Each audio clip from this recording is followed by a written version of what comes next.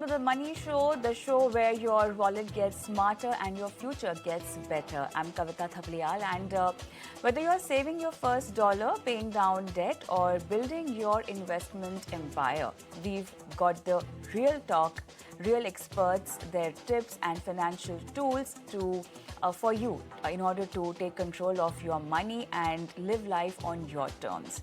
And we'll be diving deep into various aspects of in the world of investments or money, breaking down budgets, demystifying credit, decoding the stock market, and helping you make money moves better. So let's begin and let's talk about the money stuff they never taught you in school.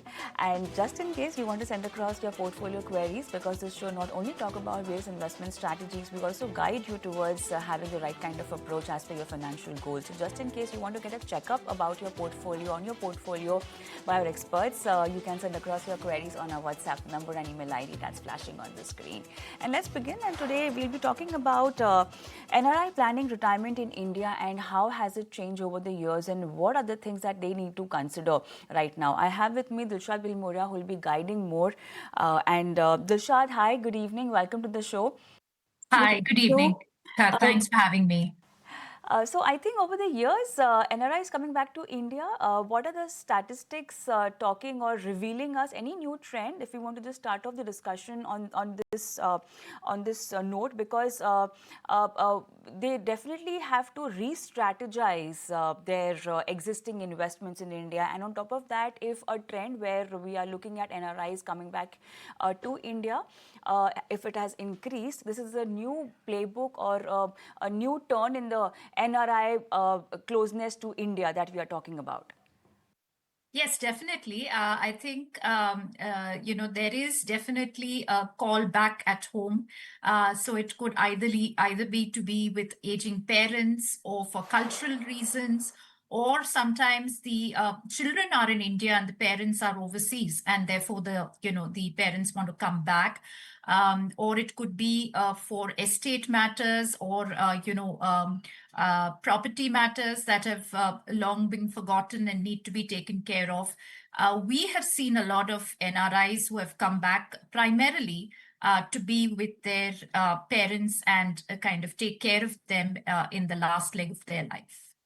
Dilshad, now I really want to understand now if the callback to home has increased in a number of years now, what are we talking about in terms of changes, in terms of investment strategies, in terms of investment avenues? Because what we've been noticing is real estate, a very preferred investment instrument, destination that NRI is always preferred.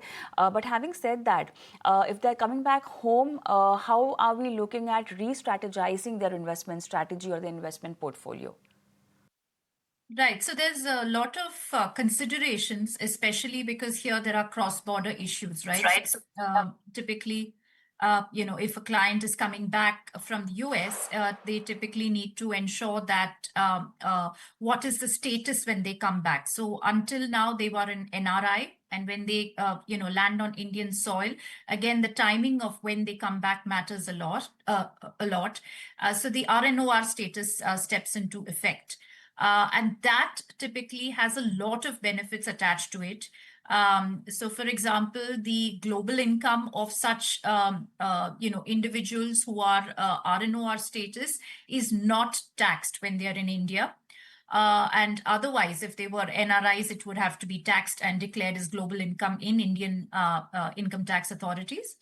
The other benefit, I think, which is very, very beneficial, especially in that window of RNOR status, is the RFC account, which is not taxed on interest, right? So this is one very big benefit that the RNOR status individuals gain. Another very big benefit is the status of able to invest in Indian instruments. So as you may be aware that NRIs are not allowed to invest in, say, PPF or agricultural land and those sort of things. But when the person is coming back to India, and even though their status is RNOR, they are allowed to invest in EPF, PPF, insurance, retirement products, etc. And there would be no tax deduction at source. So these are some of the major benefits of people who are coming back to India. All right. So we are talking about the age group where post-retirement strategy becomes integral. I would just want your help in considering few scenarios of NRIs coming back to India and the kind of portfolio they might have. Insurance definitely plays a very important role. But having said that, we are also talking about an age group where we still don't have a lot of investment options which are very investor friendly. We are still talking about a place where we don't have great pension reform. So what are we looking at is NRIs or at least that category of people banking heavily on their investment strategies or their investments for their pension, for their regular income. If they have something set up already as a diversified income basket, well and good, but if not, it's the investment that's going to reap. So how can one go about it? And depending on the kind of place they have shifted back from, how do they assess their existing investments, and how do they strike a balance between their expenses and their savings? Having said that, if someone a cultural difference is really something that one might have to adjust, especially if they don't have any background from India, or maybe they have not lived much over here and moved early in the days abroad. But having said that, that aspect one really has to get into and figure it out. But at least investments should be taken care of. So can you just elaborate on this? Right. So I think the broad kind of comprehensive analysis of investments would obviously be to ensure liquidity, Okay. flexibility, and tax adjusted return on investments. There are further intricacies when it comes to cross-border investing in terms of assets being taxed in India and overseas, depending on which country they are in. It also requires, for example, if a US client is coming back to India, how long should they maintain the 401k? Should they be bringing it back immediately? Should they be phasing it out? Would they get the same benefits on the capital gains that resident individuals get? So these considerations have to be taken into consideration.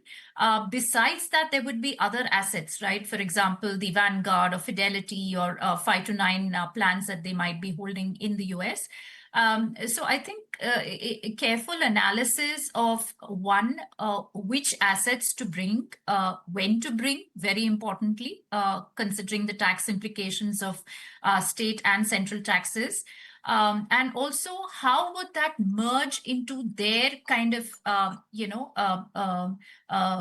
retirement needs in India? So typically, what would be their lifestyle expenses? How much would they be able to set aside for,